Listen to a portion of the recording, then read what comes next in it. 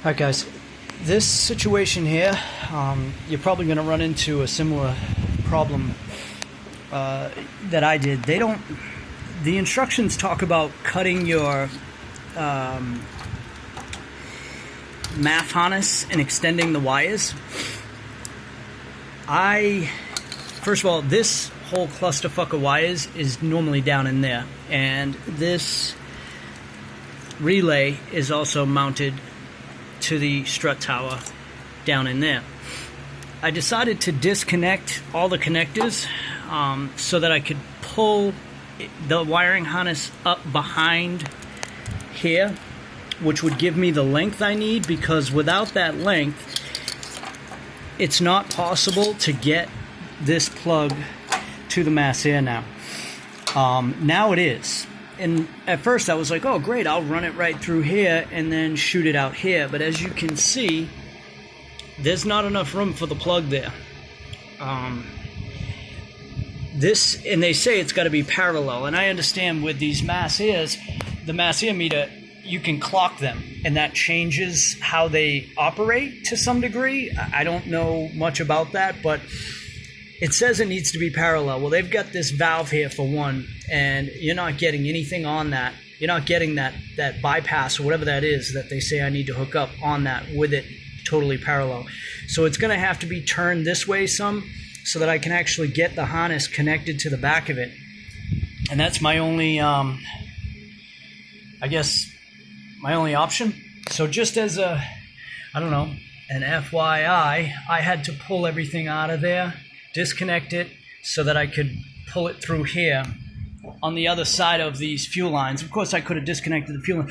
Either way, I just disconnected these harnesses, and now I'll replug them in on this side of the of everything. Now that I've got it up in here, it was just easier that way. It doesn't have to be done that way, but it was just easier. You definitely have to pull this away from the firewall and disconnect that relay so that you can get this all the way over here. And of course, it can't be in the way of this hole, because that hole is going to get used. I don't know. We'll see. I'll update you guys. I know this camera situation isn't great, but I'm doing the best I can here to try to figure out how to do this without having to extend wires. Nobody talks about that in the install videos, and they don't give you any additional wire, any additional wires. They didn't give me any anyway in the kit. So, in the kit, the instructions, they go back and forth between the Renegade kit, the higher boost kit versus this kit, and it can get confusing. It'll say skip to this, skip to that, do this, do that, skip to this. So yeah, that's where I'm at. Oh, I also had to take this off of its mounting point right there. You can probably see the hole, because with it there, it was hitting the air filter inside. So I took it off and pushed it more into the hole here behind the headlight, and now it will clear the air filter and allow me to sit it flush like it's supposed to be. The way it's designed, it looks like it needs to go down into the channel of the frame, but of course you can't do that unless you remove all this wiring that goes down there and runs along that channel, and then it would have to be on the outside, because, yeah, I don't know. If you guys are installing one of these, you'll know what I'm talking about, and if you're not and you're thinking about installing one, you'll know what I'm talking about when you get there. So mine is sitting on top of the upper portion of the channel, the outer edge of the channel, the way I have it, and it'll be mounted here and hopefully be secure. I'm not going to mount it until I have the rest of this situation figured out, because like I said, I'm definitely going to have to clock that a little bit so that I can get the wiring harness plugged in, and I guess go from there. Well, what do you know? It really can be done by one guy with, I would say, intermediate mechanical skills, who has never done it before. It can be done. Yeah, it's in.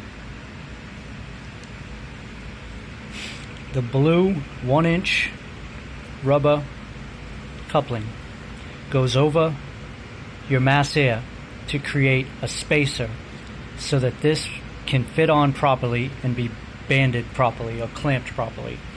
This obviously is not a great solution. Eventually, Anderson power pipe, yeah, all that stuff's got to be done. This is temporary to say the least. It does fit up and over that elbow that they give you. I mounted the elbow so that the writing on it, there's like a stamped, you'll see maybe in the light there, I don't know, you can see the raised lettering. It says Vortech and it has a serial number or something. I mounted it that way because the bend is shorter on this side, which is ideally what I thought I needed, and I believe it's correct. So the writing is up. They didn't mention that in the instructions. I did have to angle the mass air a bit, as you'll notice. You know what? Let me get my light. And the only reason I'm doing this for a few reasons, but nobody's done a video this in depth. So